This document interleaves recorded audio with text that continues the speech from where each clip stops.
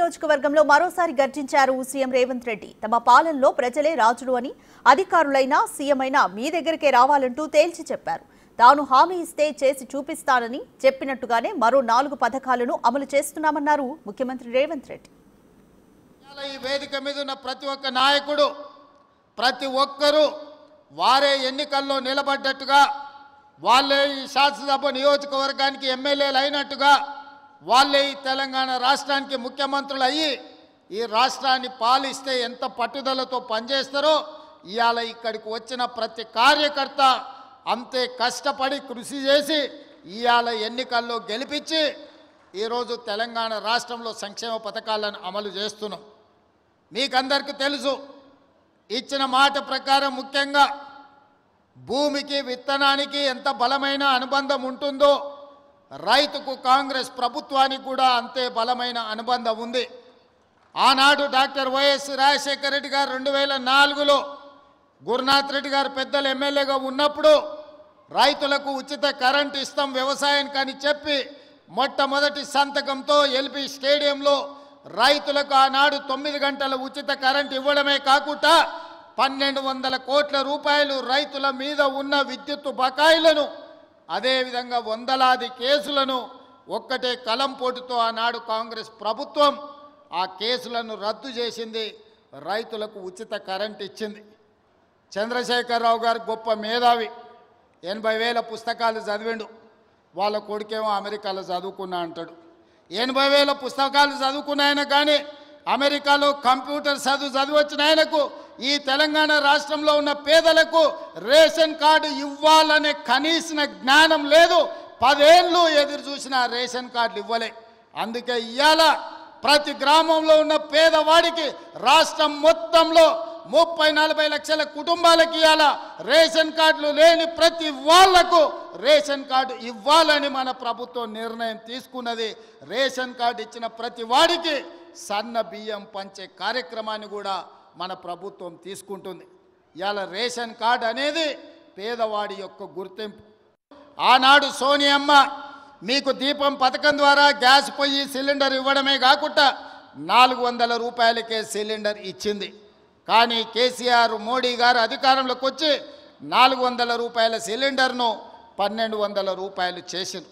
అందుకే 1200 రూపాయలతోనే ఆడబిడ్డలు కష్టపడుతున్నారని ఆలోచన చేసి మనం 500 రూపాయలకే సిలిండర్ ఇవ్వాలని ఈనాడు తెలంగాణ రాష్ట్రంలో 50 లక్షల కుటుంబాలకు ఆడబిడ్డలకు 500 రూపాయలకే సిలిండర్ ఇవాళ ఆడబిడ్డలకు ఇస్తున్న రాష్ట్రం ఏదైనా ఉందంటే అది తెలంగాణ రాష్ట్రం అని చెప్పి ఈ సందర్భంగా నేను గర్వంగా చెప్పదలుచుకున్నా.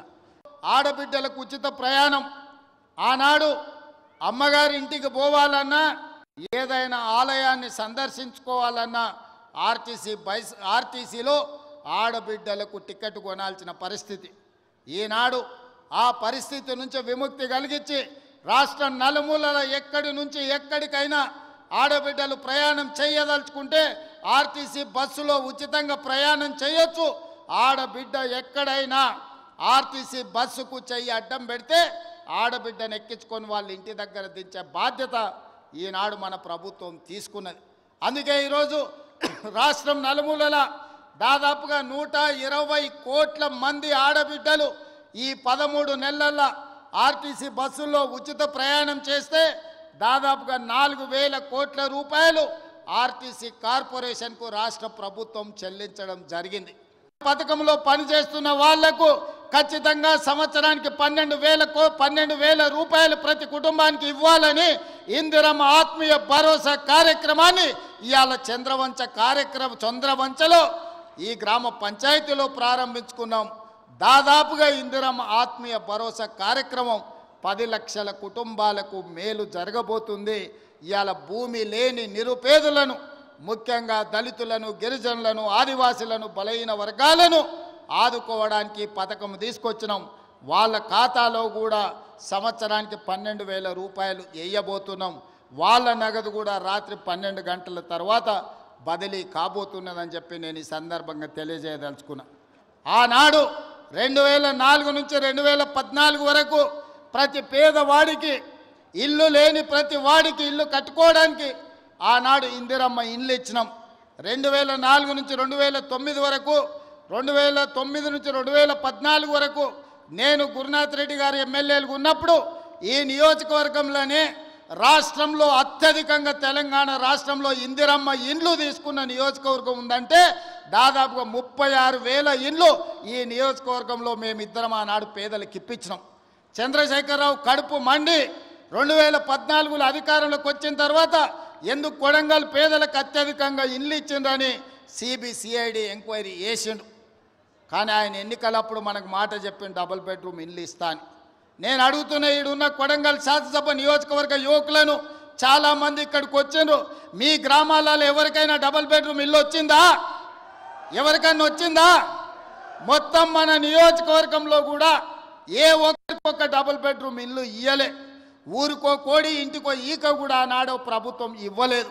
కానీ ఈనాడు ఈరోజు ఈ వేదిక మీద నుంచి చంద్రవంచలో ఉన్న పేదవాళ్ళందరికీ ఇందిరమ్మ ఇల్లు ఇవ్వడమే కాకుండా ఈ శాసనసభ నియోజకవర్గంలో మార్చి 31 తారీఖు లోపల 3,500 ఇందిరమ్మ ఇండ్లు పేదవాళ్లకు ప్రతి వాడికి 5 లక్షల రూపాయలు ఉచితంగా ఇందిరమ్మ ఇండ్లు కట్టుకోవడానికి మనం రాబోయే 2.5 నెలల్లో కొడంగల్ శాసనసభ నియోజకవర్గంలో ఇండ్లు మనం ఇచ్చుకోబోతున్నాం. ఇవి సరిపోవు. ప్రతి సంవత్సరం సరాసరిగా 4,000 ఇండ్లన్నా ఇచ్చి రాబోయే 4 ఏళ్లలో 15 నుంచి 20,000 ఇందిరమ్మ ఇండ్లు కొడంగల్ శాసనసభ నియోజకవర్గంలో ఇచ్చి ప్రతి పేదవాడిని ఒక ఇంటి వాడిని చేసే బాధ్యత ఈరోజు నేను తీసుకుంటా మీ సోదరుడిగా. మొన్న జరిగిన ఎన్నికల్లో కూడా మన పార్టీ మన ప్రభుత్వం రైతులకు 2 లక్షల రూపాయల రుణమాఫీ చేస్తామని చెప్పి 15 ఆగస్టు నాడు ఏ విధంగా అయితే దేశానికి స్వాతంత్రం వచ్చిందో రైతులకు కూడా రుణాల నుంచి విముక్తి కలిగించి స్వేచ్ఛను ప్రసాదించి 25,50,000 మంది రైతాంగానికి 21,000 కోట్ల రూపాయలు ఈ రాష్ట్రంలో రైతు రుణమాఫీ చేసిన ప్రభుత్వం ఏదైనా ఉన్నది అంటే అది ఇందిరమ్మ రాజ్యం, ప్రజా ప్రభుత్వం. అందుకే ఈరోజు ధైర్యంగా మనం రైతుల దగ్గరికి వెళ్ళగలుగుతున్నాం. మొదటి విడత రైతు భరోసా 7,625 కోట్ల రూపాయలు రైతుల ఖాతాలో వేసి రైతులకు రైతు భరోసా కార్యక్రమాన్ని మనం అమలు చేయడం జరిగింది. ఇదే కాదు, మొదటి సంవత్సరంలో ఈ రాష్ట్రాన్ని పట్టి పీడిస్తున్న నిరుద్యోగ సమస్యను పరిష్కరించడానికి తెలంగాణ రాష్ట్ర ప్రభుత్వంలో మొదటి ఏడాదిలోనే 55,143 ప్రభుత్వ ఉద్యోగాలు ఇచ్చి ఈ రాష్ట్రంలో ఉన్న నిరుద్యోగ సమస్యను పరిష్కరించడానికి మన ప్రభుత్వం తీవ్రమైన కృషి చేసింది. ఈరోజు దేశంలోనే ఏ రాష్ట్రం ఏ ముఖ్యమంత్రి చేయని విధంగా మన ప్రభుత్వం మన నియోజకవర్గ ప్రజల ఆశీర్వాదంతో ఈనాడు తెలంగాణ రాష్ట్రంలో 55,163 ప్రభుత్వ ఉద్యోగాలను ఇచ్చి నిరుద్యోగులను ఆదుకున్న ప్రభుత్వం మన ప్రభుత్వం అని ఈ సందర్భంగా నేను తెలియజేయదలుచుకున్నా.